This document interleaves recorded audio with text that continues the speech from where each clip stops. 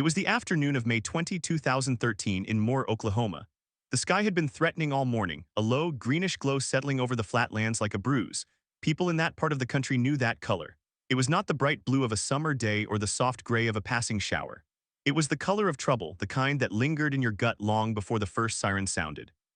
School had been in session at Plaza Towers Elementary and Briarwood Elementary, two of the many schools that dotted this suburban community just south of Oklahoma City.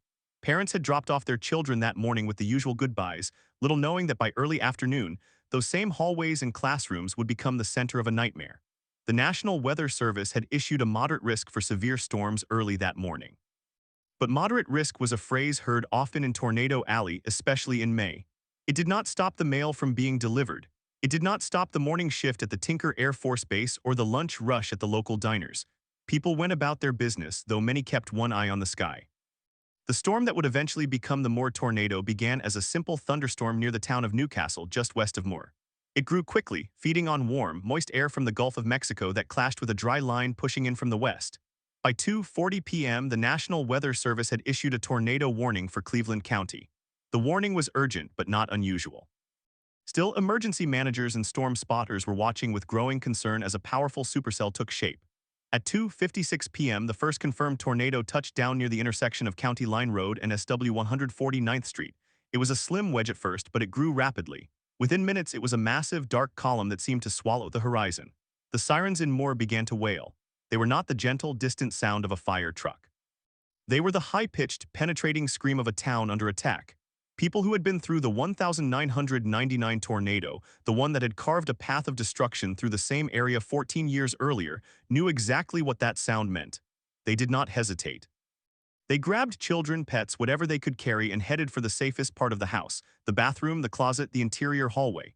For those lucky enough to have a storm shelter, the goal was to get underground. But not everyone had a storm shelter. Many homes in that part of Oklahoma had basements, but just as many did not. The ground is too often clay and rock, making digging a shelter expensive and difficult, so people did what they could with what they had. They huddled in bathtubs with mattresses over their heads, or they crowded into windowless rooms and prayed. And while they prayed, the tornado grew. It was a multi-vortex system, meaning it had multiple smaller funnels rotating around a common center. These smaller vortices were incredibly intense, capable of scouring pavement from roads and stripping bark from trees. The main wedge was over a mile wide at times, its winds exceeding 200 miles per hour. That placed it at the top of the enhanced Fujita scale, an EF5.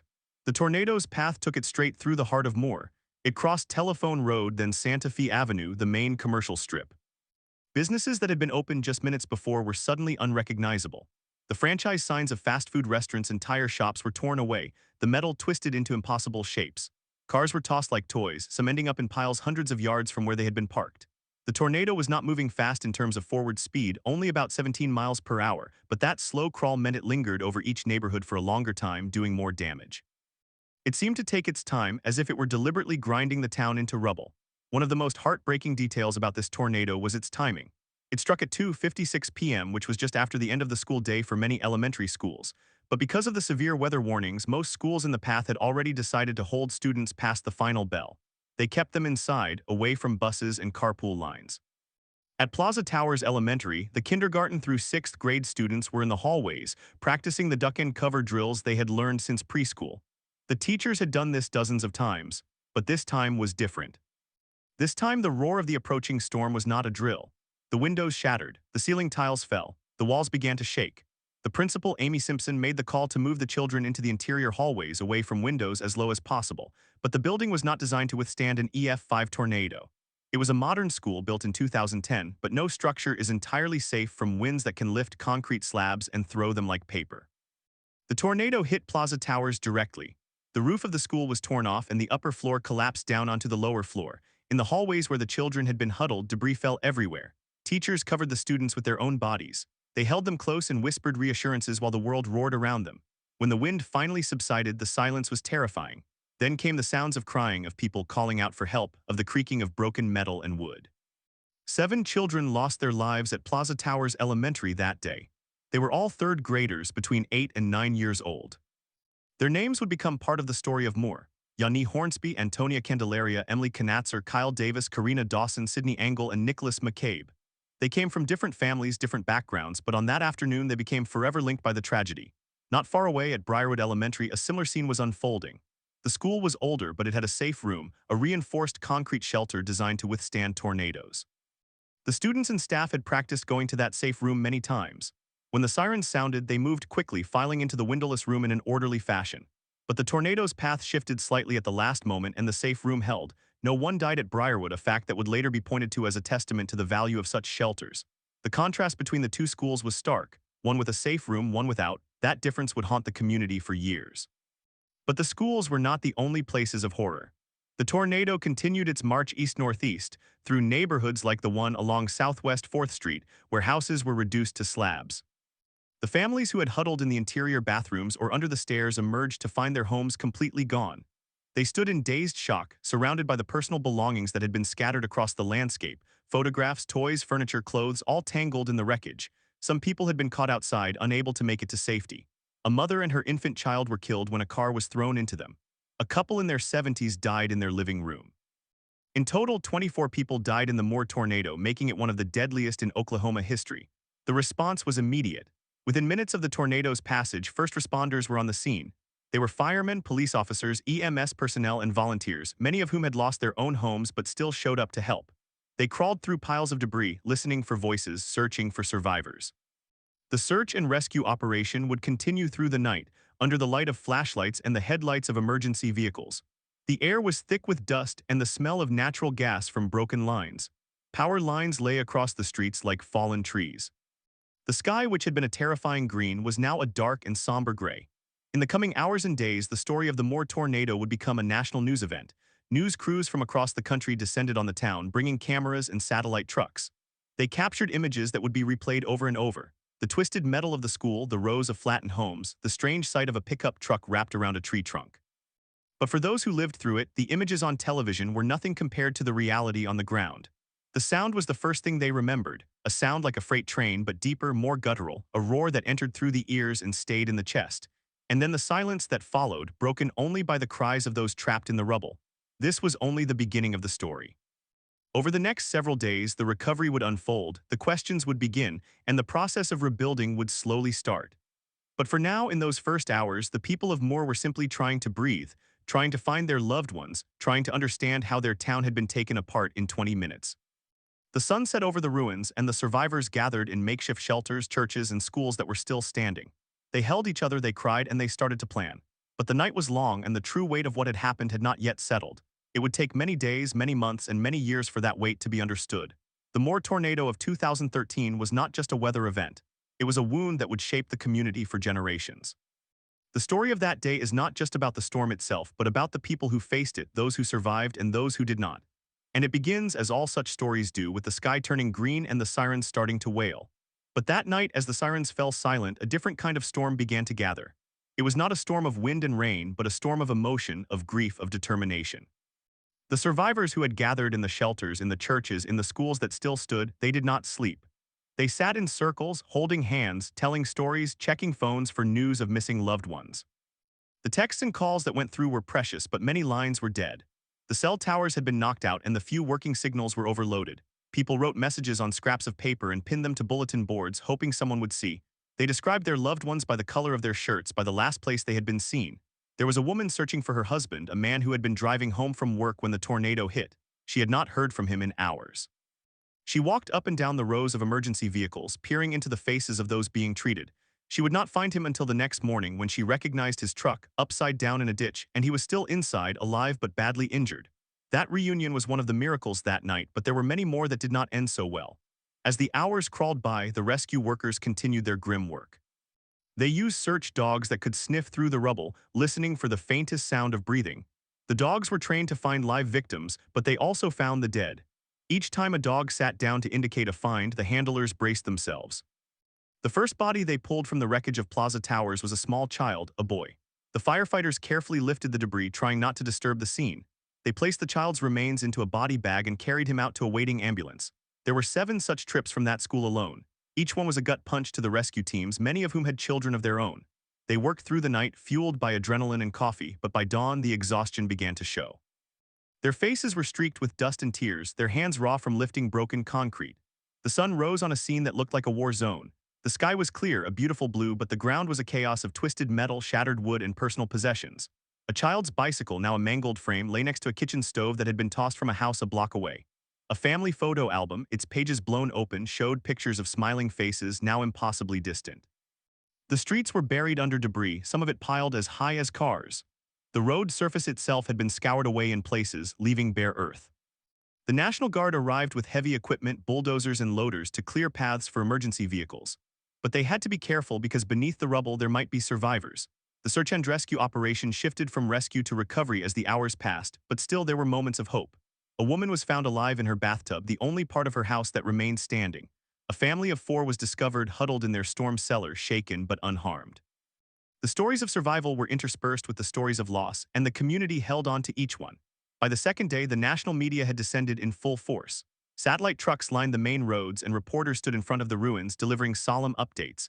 The images were broadcast around the world: the flattened school, the rows of demolished homes, the mother crying as she held a photograph of her daughter.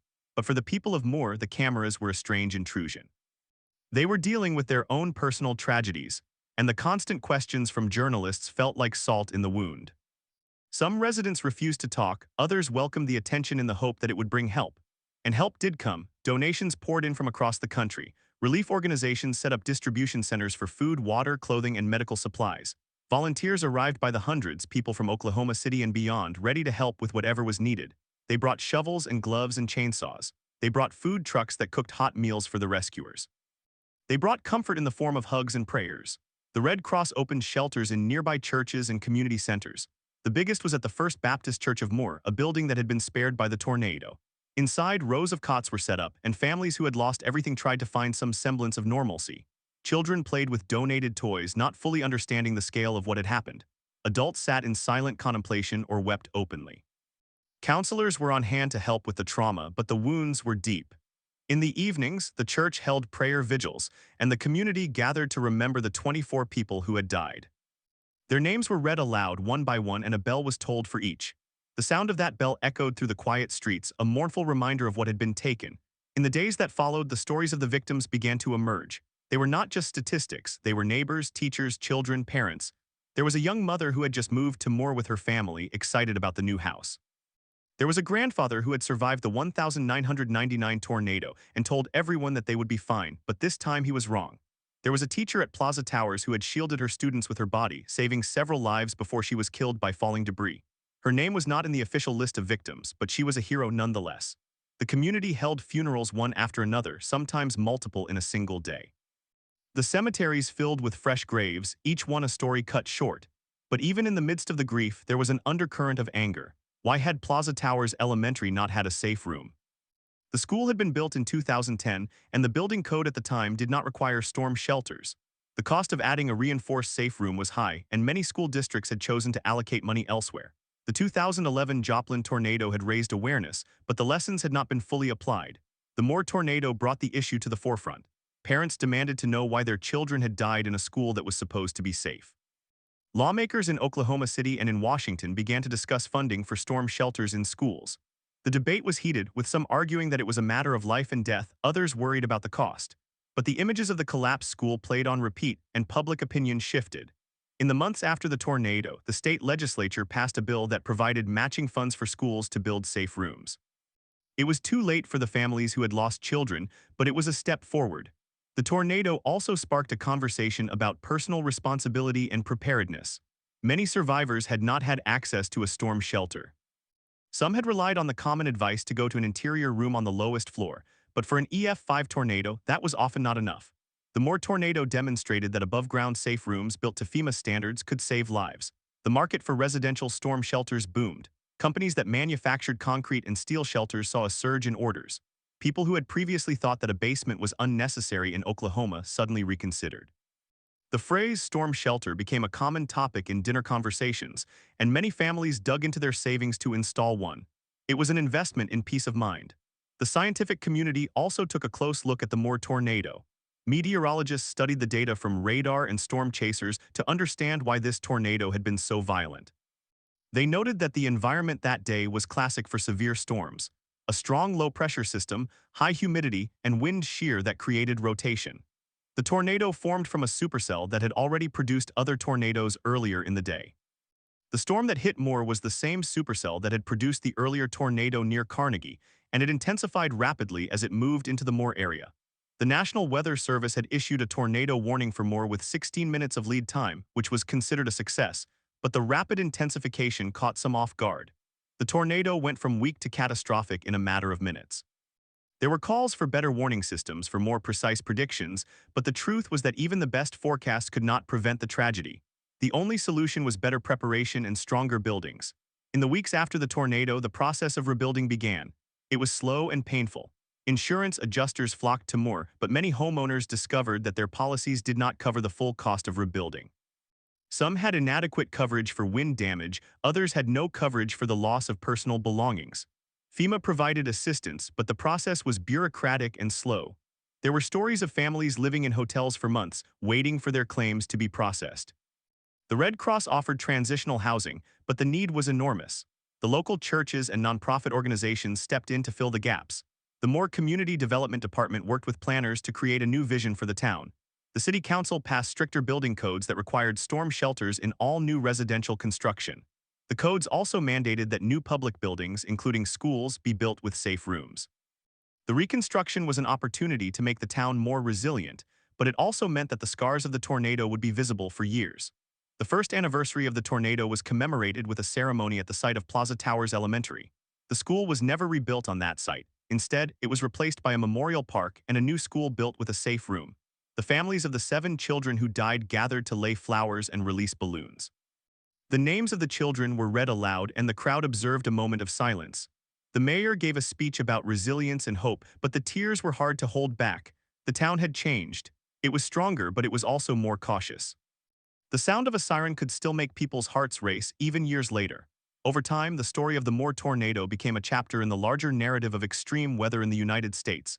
It was a reminder of the power of nature and the fragility of human life. It was also a testament to the strength of community and the will to rebuild. The survivors carried the memory of that day with them always. Some left Moore, unable to face the anniversary each spring. Others stayed, determined to rebuild not just the structures but the spirit of the town. The tornado had taken lives, but it had also created bonds that would last a lifetime. The neighbors who had dug through rubble together, the strangers who had become friends over a cup of coffee at the relief center, the families who had adopted each other in the aftermath, they were all part of the story. And the story continues to this day. Every time a tornado warning is issued in Moore, the sirens wail and the people know exactly what to do. They have their emergency kits ready. They have their safe rooms. They have their plans, but they also have their memories. The green sky, the roar, the silence. And they know that no matter how prepared they are, the next storm could be different. But they also know that they will face it together because that is what Moore does. It faces the storm and it survives. The Moore tornado of 2013 was not the end of the story, nor was it the beginning. It was a chapter in a long history of weather and human resilience. And as the years pass, the town continues to heal one day at a time. The children who survived that day are now grown, some of them with children of their own. They tell their stories to the next generation so that they too will know the power of the storm and the strength of the human spirit. And the sirens, when they sound, will always be a call to action, a call to remember, and a call to hope. Some in the community found that the hardest part was not the tornado itself, but the long silence that followed. The constant noise of reconstruction, the rumble of bulldozers, the hammering of nails, the whir of saws, all of it eventually faded into the background. But the quiet moments when the work stopped and the sun set, that was when the memories crept back in. The survivors learned to live with a new kind of normal, one where a sudden change in the wind could send a wave of anxiety through the chest. The children who had been in the schools, the ones who had huddled in hallways or been pulled from the rubble, they grew up with a different understanding of the world. They knew that the sky could turn green and the air could roar, and that everything could change in a matter of seconds. Some of them struggled with nightmares. Others developed a hypervigilance that made it difficult to relax on a cloudy afternoon. The local mental health services were stretched thin, and counselors from across the state volunteered their time to help. The trauma was not something that could be fixed with a new roof or a rebuilt wall. It was a wound that would take years, sometimes a lifetime, to heal. The debate about storm shelters continued long after the rubble was cleared. The state legislature had passed the matching funds program, but the process of getting shelters installed in existing schools was slow. Many districts faced budget constraints, and the cost of retrofitting an older building with a reinforced safe room was prohibitive. Some parents formed advocacy groups pushing for mandatory shelter requirements in all public schools. They attended school board meetings, held rallies, and shared their stories with the media. Their voices were powerful, but they were also met with resistance. There were arguments that the money could be better spent on improving educational outcomes, on raising teacher salaries, on reducing class sizes. The tension between safety and funding was a constant undercurrent. In the end, every district had to make its own decision. Some chose to build safe rooms. Others opted for more frequent drills and better warning systems. The tragedy of Plaza Towers became a cautionary tale, but it did not guarantee that every child would be protected. Meanwhile, the town of Moore itself was being reshaped. The old neighborhoods that had been erased from the map were now replaced by new developments. The houses were built to a higher standard with reinforced walls and storm shelters. The streets were wider and there were more green spaces. The city planners had designed the new layout with safety in mind, but also with a sense of community. There were parks and playgrounds, and the new homes were clustered in a way that encouraged neighbors to know each other. The idea was that when the next storm came, the people would look out for each other. But the landscape was different. The old trees that had lined the streets for decades were gone, replaced by saplings. The familiar landmarks, the corner stores, the churches, the schools were all new. Some longtime residents felt disoriented, as if they were living in a place that looked like Moore but did not feel like home. The sense of loss was not just about the people who had died, but about the physical memory of the town itself. The tornado had erased a part of the collective history. The economic impact of the tornado was staggering. The total damage was estimated at $2 billion. Thousands of homes were destroyed, hundreds of businesses were wiped out, and the infrastructure was severely damaged. The recovery effort required a massive infusion of federal and state funds. The Small Business Administration provided low-interest loans to help homeowners and business owners rebuild. The insurance industry paid out billions in claims, but the process was complicated by disputes over coverage and valuation. Some families found that their insurance policies had not covered the full replacement cost of their homes, leaving them with a significant shortfall. Others discovered that their policies had excluded certain types of damage, like the loss of personal belongings or the cost of temporary housing. The financial burden was unevenly distributed. Those with more resources were able to rebuild quickly, while others struggled for years. The disparities exposed the underlying inequalities in the community. The tornado did not discriminate, but the recovery did. In the years that followed, Moore became a case study in disaster psychology. Researchers from universities across the country came to study the long-term effects of the trauma. They interviewed survivors, tracked their mental health outcomes, and examined the factors that contributed to resilience. They found that social support was one of the most important predictors of recovery. Those who had strong networks of family, friends, and neighbors were more likely to regain their footing. Those who were isolated, who had no one to turn to, were more vulnerable to depression, anxiety, and post-traumatic stress disorder. The community's response, the outpouring of help from strangers, the volunteers who came from across the state and the nation, played a critical role in fostering that support. The disaster had created a new kind of social fabric, one woven from shared experience and mutual aid. But the research also showed that the effects of the tornado did not disappear after a year or two. The anniversary dates were particularly difficult, and many survivors reported that their symptoms actually worsened over time. The initial shock wore off, and then the grief settled in, deeper and more persistent. The scientific community also continued to study the tornado itself. The Moore storm was a classic example of a cyclic supercell, a storm that produces multiple tornadoes in a sequence. The same thunderstorm that had spawned the tornado near Carnegie earlier that day had regenerated and intensified as it moved into the Moore area. The radar signatures were studied in detail, with meteorologists trying to identify the specific conditions that led to the rapid intensification. They looked at the rear flank downdraft, the inflow jets, the mesocyclone structure. They used computer models to simulate the storm, trying to understand why it had become so violent so quickly. The findings were sobering. The Moore tornado had occurred in an environment that was not exceptionally extreme by Oklahoma standards. The ingredients were all there, but the exact combination that produced the EF5 damage was still something of a mystery. The storm had achieved a perfect alignment of factors, a kind of atmospheric perfect storm, and the result was catastrophic. The legacy of the Moore tornado also influenced the way tornado warnings were issued. The National Weather Service began to experiment with more detailed alerting, including the use of impact-based warnings that describe the specific threats, like a tornado is on the ground and heading toward your neighborhood. The goal was to provide more actionable information, to help people understand the immediacy of the danger. But there were limits to what the warnings could achieve. People could not always get to a shelter in time, and some did not take the warnings seriously until it was too late. The psychology of risk perception was a complex issue. The Moore tornado became a reference point for researchers studying why some people take cover and others do not. The answer often came down to personal experience. Those who had been through a tornado before were more likely to act. Those who had not, or who had only seen the aftermath of a distant storm, were more likely to hesitate. The challenge was to find a way to convey the urgency without causing panic. The story of Moore also intersected with the broader debate about climate change. Scientists documented that the frequency of tornadoes in the United States had remained relatively stable over the years, but the clustering of violent tornadoes in certain seasons had increased. The Moore tornado was one of several EF5 tornadoes that occurred in the early 21st century, including the Joplin tornado in 2011, the El Reno tornado in 2013, and the Moore tornado of 2013 itself. Some research suggested that the warming climate was altering the conditions that produce severe storms, creating a more favorable environment for intense tornadoes. The jet stream patterns were shifting, the moisture levels were changing, and the instability was increasing. But other scientists cautioned that the data was still limited and that natural variability played a large role. The debate was ongoing, but for the people of Moore, the question of climate change was not an abstract one. They had seen what the atmosphere could do, and they understood that the future would bring more storms, perhaps more destructive ones. The town's response to the tornado also included a renewed focus on public education. The schools implemented new safety protocols, including regular tornado drills that were practiced throughout the year. The children learned what to do when the sirens sounded, how to get to the safe room quickly, how to stay calm. The teachers were trained in emergency response. The parents were encouraged to have a family plan, to know where to meet if they were separated, to have a disaster kit with food, water, and flashlights. The annual Tornado Preparedness Day became a major event, with booths from emergency services, demonstrations, and giveaways. The goal was to make preparedness a habit, not just something that people thought about after a tragedy. The memorial at the site of Plaza Towers Elementary became a place of pilgrimage. Families came to leave flowers and notes of remembrance. The names of the 7 children who died were etched into a granite monument. There was a playground built in their honor, a place where laughter could return to the space that had been marked by grief. The city held a tree planting ceremony every year, adding new life to the landscape. The survivors came back to the site, sometimes alone, sometimes in groups.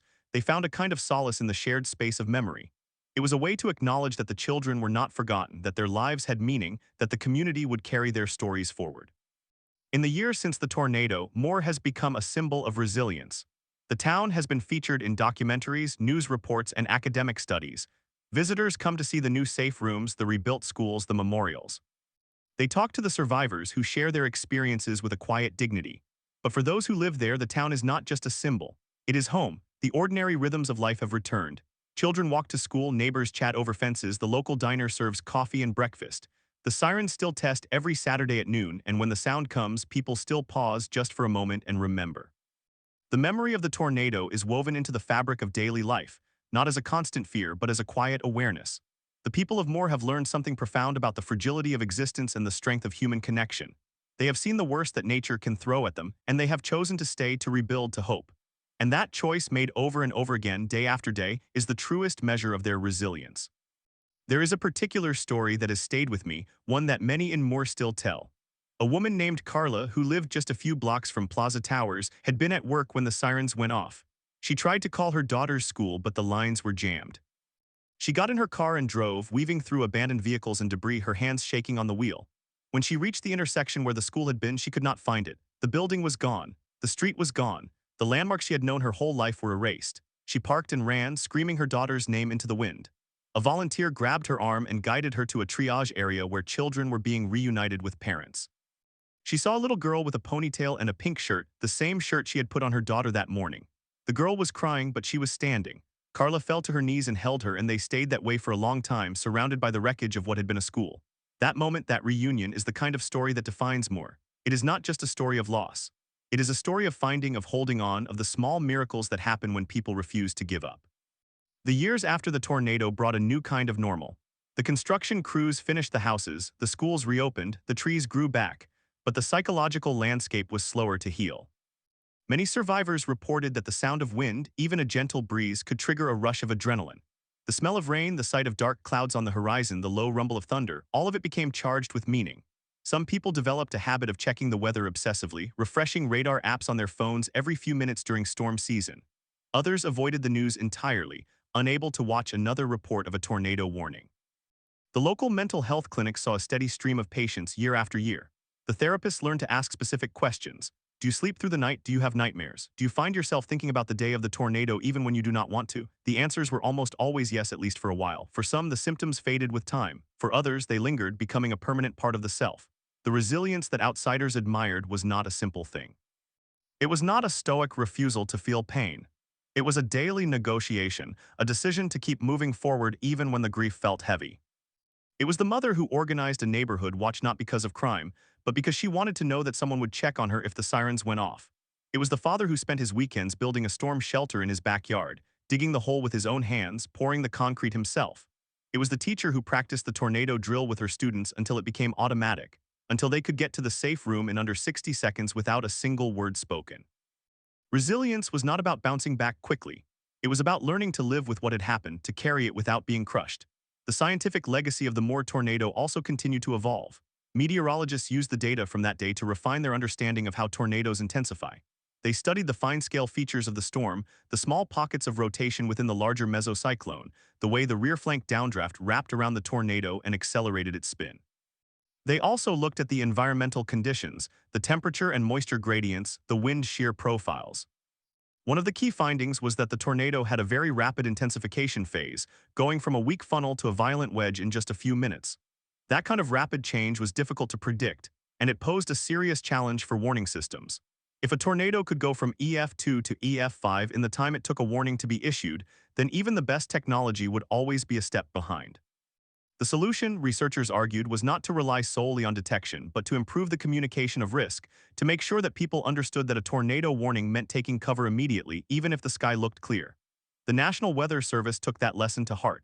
They introduced a new system of impact-based warnings, with tags like catastrophic and life-threatening for the most severe storms. They also began to issue tornado emergencies, a special designation used only when a confirmed tornado was heading toward a populated area and was expected to cause severe damage. The Moore tornado was one of the first events that led to a tornado emergency being declared. The term had been used before, but after Moore, it became a standard part of the warning lexicon. The goal was to cut through the noise, to make the message so urgent that no one could ignore it. But even with those changes, the problem of human behavior remained. Some people still did not take cover, either because they were skeptical, or because they thought they had more time, or because they simply did not believe that a tornado would hit them. The tornado also changed the way the insurance industry approached risk. Adjusters who had worked in Moore described it as one of the most complex claims operations they had ever seen. The sheer volume of damage, the number of lost homes, the difficulty of accessing certain areas, all of it created a logistical nightmare. Insurance companies revised their models for tornado-prone regions, increasing premiums in some areas and offering discounts for homes with safe rooms. The state of Oklahoma considered legislation to require storm shelters in all new residential construction, but the cost was a barrier. The debate was intense. Proponents argued that the shelters saved lives, that the cost was worth it. Opponents said that the mandate would drive up housing prices and hurt the economy. In the end, the state did not pass a universal requirement, but many cities, including Moore, adopted local ordinances that encouraged or subsidized the installation of safe rooms. The federal government also stepped in, offering grants and low-interest loans through the Federal Emergency Management Agency to help homeowners build shelters. The community itself became a laboratory for study, not just for meteorologists, but for sociologists, economists, and urban planners. They examined the patterns of recovery, the way that wealth and resources affected outcomes. They found that the recovery was not equal. Families with insurance, savings, and social connections rebuilt faster. Families who were already struggling, who had no savings, no insurance, no support network, often fell through the cracks. The tornado had exposed the fault lines in the community, the inequalities that existed beneath the surface of everyday life. The volunteers who came to help did not discriminate, but the system itself was not designed to reach everyone. Some families ended up in temporary housing for years. Some never came back, leaving for good, their memories of Moore too painful to bear. But for those who stayed, the bond that formed was extraordinary. There was a sense of shared identity that transcended the ordinary divisions of life. People who had been strangers before the tornado became friends, then family. They held block parties, they celebrated birthdays together, they watched each other's children grow. The trauma had created a kind of intimacy that was hard to explain to outsiders. It was as if they had all been through a war together, and the shared experience of survival had forged a bond that could not be broken. That bond was evident in the way they talked about the tornado. They did not just say the tornado. They said the day, as if there were only one day that mattered. Before the day and after the day became the markers of time, the way other people said before the accident or before the divorce. The day was a dividing line in their lives, a point of no return. The children who survived, the ones who were in the schools or at home when the storm hit, grew up with a unique perspective. They knew what it was like to face death and to live. Some of them became advocates for preparedness, speaking at schools and community events about their experiences. Others struggled with anxiety and did not want to talk about it at all. The range of responses was as varied as the children themselves, but there was a common thread, a kind of quiet wisdom that seemed unusual for their age. They had learned that life was fragile, that the things you took for granted could be taken away in an instant. That knowledge made some of them more cautious, more serious. It made others more adventurous, more determined to live fully. The tornado did not define them, but it shaped them the way a river shapes the stones in its bed. One of the most moving aspects of the recovery was the role of the faith community. Churches that had been destroyed rebuilt their sanctuaries, often with the help of congregations from other states. The Sunday after the tornado, services were held in tents in parking lots in the remaining shells of buildings. The sermons were not about theodicy, about why God allowed suffering. They were about hope, about love, about the duty to care for one another. The pastors visited the hospitals, the shelters, the homes. They sat with families who had lost everything, holding their hands, listening to their stories. The church became a hub for relief efforts, distributing food, clothing, and supplies. The faith of many survivors was tested, and for some it was deepened, for others it was shattered. But the community of believers, the people who gathered in the name of something larger than themselves, was a source of strength for many. The memorials multiplied in the years that followed. There was a sculpture garden in the center of town with pieces created by local artists. Each sculpture told a story. One was a set of twisted metal beams that had been salvaged from a wrecked house. Another was a circle of stones, each one inscribed with the name of a person who had died. There was a fountain that ran continuously, the sound of water a gentle reminder of renewal. The city held an annual remembrance ceremony on May 20th, the anniversary of the tornado. The ceremony began at 2:56 in the afternoon, the time the tornado had touched down. The sirens sounded for a moment, then silence. A single bell was rung, once for each of the 24 who had died. The names were read aloud. The families placed flowers on the memorial. It was a somber event, but not a sad one. It was a way of honoring the lives that had been lost, of acknowledging the grief, and of affirming that the community would not forget. As the years passed, the stories of Moore became part of the larger narrative of Tornado Alley.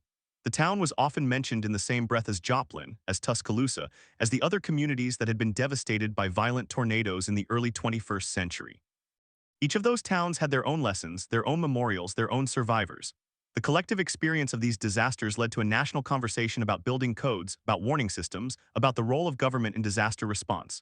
The Federal Emergency Management Agency updated its guidance on safe rooms. The National Institute of Standards and Technology conducted a study of tornado damage in Moore, producing a detailed report that influenced the design of schools and hospitals. The American Society of Civil Engineers developed new standards for wind-resistant construction. The science and the policy moved forward incrementally, but with purpose. But at the heart of it all, the human stories remained. The story of the grandmother who sheltered her grandchildren in a bathtub, covering them with her body, and survived with only scrapes and bruises. The story of the volunteer firefighter who worked for 48 hours straight, digging through rubble, his hands raw and bleeding, refusing to stop until he had checked every address. The story of the couple who had been planning their wedding the week before the tornado, who lost their venue but married anyway in the backyard of a friend whose house had been spared, the ceremony witnessed by a neighborhood in ruins. These stories were not just anecdotes. They were the threads that held the community together. They were the proof that even in the darkest moments there was light. The children of Plaza Towers grew up. Some of them went to college, some got married, some had children of their own. They carried the memory of that day with them, but they also carried the love that had surrounded them in the aftermath. They knew that the community had saved them, that the teachers who had covered their bodies had given their own lives, that the strangers who had come to help had asked for nothing in return. That knowledge was a kind of inheritance, a legacy of courage and compassion. It was a reminder that the human spirit, though fragile, was also capable of incredible strength. And so the town moved forward, not forgetting, but integrating the tragedy into its identity. The safe rooms became a standard feature in new homes. The schools had state-of-the-art shelters. The emergency response system was one of the best in the country. The people of Moore knew that another tornado would come. It was not a question of if but when, and they were ready as any community could be. But readiness was not just about concrete and steel. It was about the willingness to face the storm together, to hold on to each other, to rebuild again if they had to.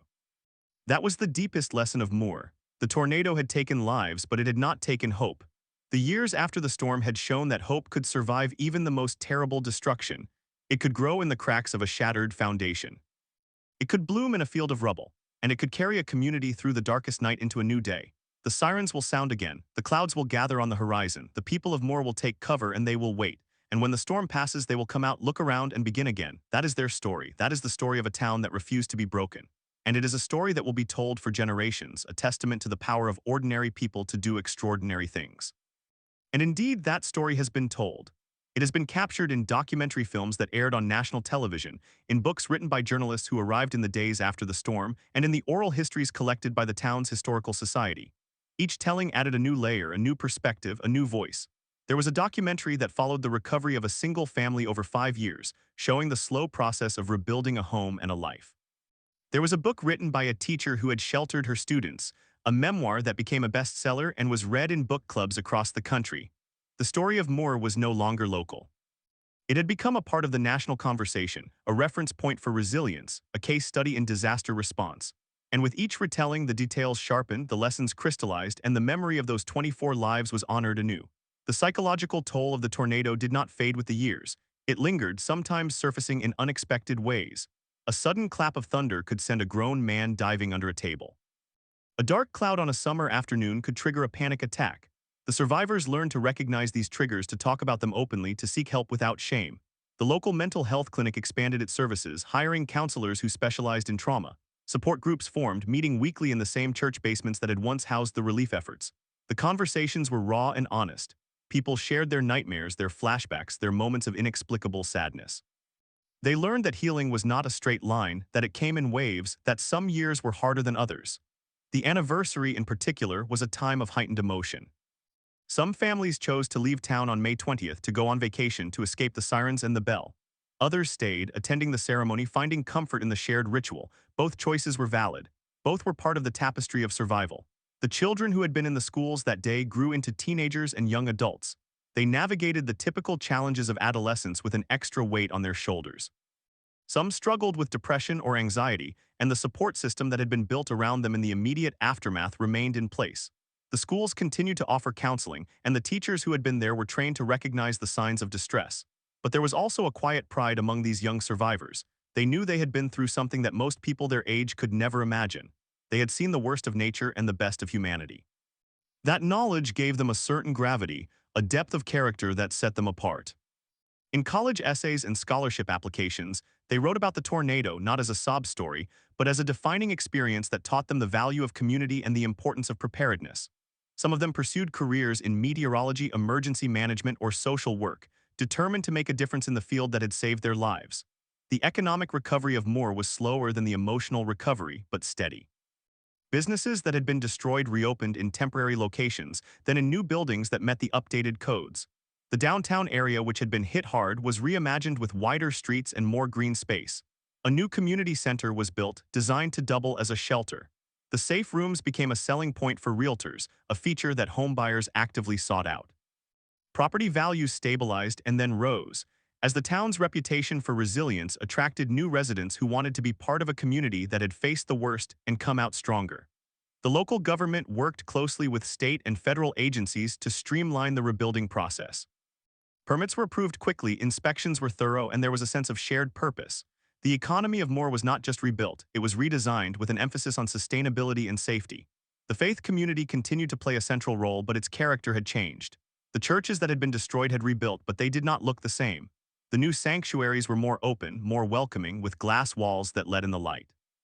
The congregations had grown, as people who had never been religious before found themselves drawn to the sense of belonging. The sermons were different now. They spoke less of judgment and more of grace. The pastors had been changed by the tornado too. They had seen the fragility of life up close, and they preached with a new urgency. They told their congregations that the most important thing they could do was to love one another, because that love was the only thing that could not be destroyed. The church became a place not just for worship, but for community events, for support groups, for town hall meetings. It was no longer a building. It was a gathering of people who had learned that faith was not about avoiding storms, but about weathering them together. The science of tornadoes advanced in the years after Moore. The National Weather Service implemented new radar algorithms that could detect the debris ball, the signature of a tornado that was on the ground and causing damage. This allowed for more precise warnings, sometimes with an extra 5 or 10 minutes of lead time. The storm chasers who had followed the tornado that day became more cautious, more focused on safety. The data collected from the Moore tornado was used to refine the enhanced Fujita scale to better understand the wind speeds required to cause the devastation seen in the Plaza Towers school. The engineering community studied the failure modes of buildings, finding that many of the homes that had been destroyed were not anchored properly. New construction standards were adopted, not just in Oklahoma, but across the plains. The legacy of Moore was written into building codes across the country, but perhaps the most enduring legacy was the idea of community preparedness. The town of Moore had become a model for other communities at risk. Emergency managers from across the country came to study the response. They toured the safe rooms, interviewed the first responders, and attended the annual remembrance ceremony. They learned that the key to survival was not just technology but trust. The people of Moore trusted their leaders because their leaders had been transparent. They trusted the warnings because the warnings had been accurate. They trusted each other because they had seen each other at their best. That trust was a fragile thing, but it had been forged in fire. It could not be bought or mandated. It had to be earned, and Moore had earned it. The years turned into a decade. The first generation of children who had survived the tornado were now adults, some with children of their own. They told their own stories to their kids not as a tale of terror, but as a tale of heroism. They pointed to the scars on the landscape, the rebuilt houses, the new schools, and they said, "Look what we did, look what we became." The town had not forgotten, but it had moved forward. The memorials were now part of the everyday scenery, not something to be noticed every time you passed, but something that was always there, a quiet presence. The sirens were tested on the first Saturday of every month, and the sound no longer made people's hearts race the way it once did. It was just a sound, a routine check, a reminder that the system was working. And then, on a spring afternoon in 2023, 10 years after the day, the clouds began to gather again. The sky turned that same shade of green. The sirens sounded. The people of Moore took cover, many of them in the same safe rooms that had been built after the tornado. The warnings were issued early and the public response was calm and practiced. The tornado that touched down that day was not as powerful as the one in 2013, but it was still dangerous. It damaged homes, knocked down power lines, and uprooted trees, but no one died. The survivors of the 2013 tornado watched the news from their safe rooms, and they felt a strange sense of validation. All the preparation, all the new codes, all the shelters, all the drills, they had worked. The system worked. The town had learned its lesson, and that lesson had saved lives. The memorial ceremony that year was different. It was not just a remembrance of the 24 who had died. It was a celebration of the resilience that had followed. The families who had lost loved ones spoke, but they also smiled. The children who had survived stood on the stage, now adults, and they spoke about the tornado not as the end of their childhood, but as the beginning of their understanding of what it meant to be part of a community. They thanked the teachers who had covered them, the first responders who had dug them out, the strangers who had come to help. They thanked the people who had built the safe rooms, who had written the building codes, who had kept the sirens working. And then they looked up at the sky, which that day was clear and blue, and they said, "We are still here. We will always be here." And that is the true ending of the story of Moore. It is not a story about a tornado. It is a story about people. It is about a grandmother in a bathtub, a firefighter with bleeding hands, a couple married in a ruined yard, a teacher who gave her life, a child who grew up to become a meteorologist. It is about a town that looked into the abyss and did not blink. It is about the knowledge that the storm will come again and the courage to face it anyway. The sirens will sound, the clouds will gather, the people will take cover, and when the storm passes, they will come out, look around, and begin again. That is the story of Moore. That is the story of hope, and it is a story that will never be finished.